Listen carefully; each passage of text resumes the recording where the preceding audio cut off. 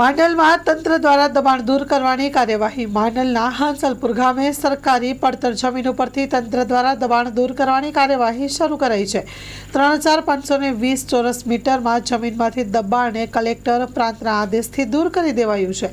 પોલીસની ટીમ તૈનાત રહી છે। Story report by Mahendra Gajjar Mandal. સરકારી જમીન પરના દબાણ દૂર કરવા માટે મહેરબાન કલેક્ટર સાહેબ અમદાવાદ તથા પ્રાંત સાહેબ વિરમગામ દ્વારા સૂચના આપવામાં આવેલ હતી।